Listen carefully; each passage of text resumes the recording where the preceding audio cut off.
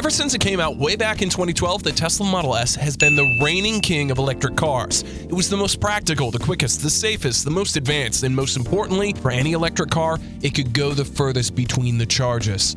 It took 8 years for the first challenger to arise, and here it is, the fully electric Porsche Taycan, which according to the internet is better. But is it really? Hello everyone, I'm Stipe, and in this second episode of Under the Hood, I'll explain why Tesla Model S is still the best electric car out there. Ready your pitchforks! You can draw many parallels between Model S performance and the Taycan Turbo S. They are both electric, roughly the same dimensions, put out the same amount of power, launched to 60 side by side, and have 4 doors. But one of them is better overall, and it's the Tesla. Let's break this all down into segments, and all will be clear. So, first up, electric cars used to be the laughingstock of the entire car world, pathetic in every way and slower than the Internet Explorer. But this perception quickly changed when Model S clocked in a 0 to 60 in less time than a supercar royalty, the McLaren F1. Everyone was like, wait, what? Whoa, what just happened? With nearly 800 HP, all-wheel drive, and instant torque, this latest Tesla is now one of the fastest accelerating cars in the world. But what about Taycan? Well, it beats Tesla, both theoretically and in the real world, despite the numbers these two manufacturers are claiming. Without going into too much math, you can watch the engineering explained for that. Taycan manages to accelerate faster thanks to the fatter tires and a 2-speed gearbox, which improves the torque. Also, Porsche can do launch control all day, every day because of the ingenious way it's managing heat around the car. That's just a couple of tricks Porsche learned at Le Mans and Formula E.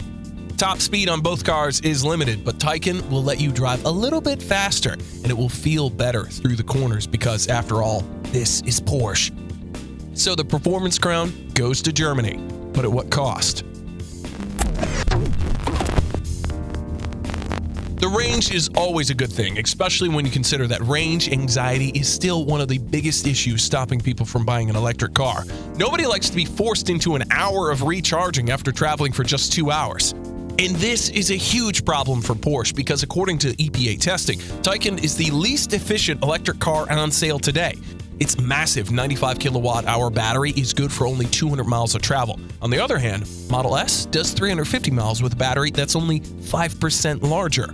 Some blame can be put on Porsche's focus on being sporty. Those fat, grippy tires are great for launching off the line, but bad when you just want to drive along because they have more roll resistance. The gearbox and advanced heat management system add more weight to an already heavy car, which also reduces the range. And the ugly, less aerodynamic design, while producing more downforce, it also produces more drag and less range, too. Yes, I did call it ugly. Look how pretty the concept was, and now look at it. It's just not the same. Anyway, all of this is why Tesla can travel further than Porsche, even at max speed. And the fact that Taycan doesn't regenerate when you lift off the throttle, and it never allows you to fully charge or deplete the battery to save it from degradation. It just makes you more range anxious. To give you a better idea of just how badly Porsche is trailing in this aspect, let's take the Taycan as it is, with the inefficient tech and sporty decisions. Now let's add more battery capacity so it could match the range of Model S. If we do that, this Porsche will weigh nearly 3 tons. Talk about a sporty car, huh? Score for Tesla. One thing that Porsche Taycan has going for it is that it's the fastest charging car on the market right now. It can take up to 270 kilowatts of power without bursting into flames, and under ideal conditions, fully charge in just 21 minutes. That kind of power would top up the latest iPhone in under a minute. And that's good. Who cares if the range is short when you can be back on the road before you can finish an episode of Keeping Up with the Kardashians? But as always, things are not so simple. To charge in 21 minutes, you need these brand new ultra-fast charging stations, and right now, those are few and far between. So more than likely, you'll be using a much slower charger that is available within your range. Tesla, however, already has a vast network of superchargers, which are actually free to use for any Tesla car owners. Still, it's not like Porsche owners will complain about charging prices since they're expected to cash out nearly double the money just for the car. Okay. But at the least, when you're buying a Porsche, you know what you're getting. Quality.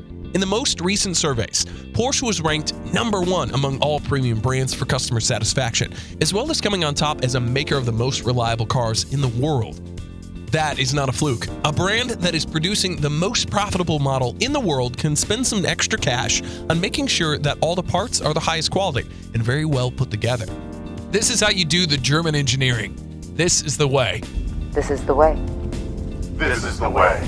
Contrast this with Tesla, a startup company that's still learning how to properly build a car. This includes the Model S too, because since its debut, it's had a checkered history with its reliability, as evident by its flip-flopping recommendation on Consumer Report. You'd have issues with bodywork, panel gaps, interior rattle, door handles not sliding out, and some other electrical faults. Not to say that Porsche doesn't go wrong from time to time, but it is far less frequent.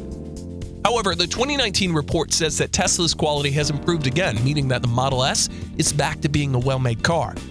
Sure, that's like Charlie Sheen saying he's clean again. In the end, it will all come to this. Which one will serve you better as a car? They are both the same size, 4-door saloons with 2 trunk spaces, so the comparison is fair, and here's what it comes down to. Tesla will let you carry more stuff. The front trunk is big enough for a fully grown goat, which is twice the size of a baby goat that fits inside the Taycan. As for the rear trunk, it's also larger. And because Tesla is a hatchback, the access to your shopping bags is much easier. Tesla will also let you carry more people. Taycan may have 4 seats, but those in the back are awfully cramped because of the sloping roof and very little legroom. Not my words, but of a particular magazine called Top Gear. What's more, you can actually carry 7 people in the Model S if 2 of them are kids and you don't care much about them. And while I'm on the subject of the interior, Tesla will also let you play video games, make fart noises, or watch Netflix while you're waiting at the charging station, or just waiting for your wife to get ready. Plus, it has the most advanced autopilot. It's not perfect, but it'll let you relax a bit. Just don't go to sleep. Or to sleep with someone else while on the move. And there you have it. Tesla Model S is still the best electric car out there. Porsche has some really strong points like build quality, faster possible charging, and heat management, but that is not enough in your day-to-day world.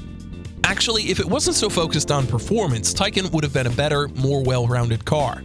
In my eyes, this Porsche, with its launch control, is more likely to rival the Dodge Demon. But as we've seen with the Model S, you don't have to sacrifice range and practicality to get there.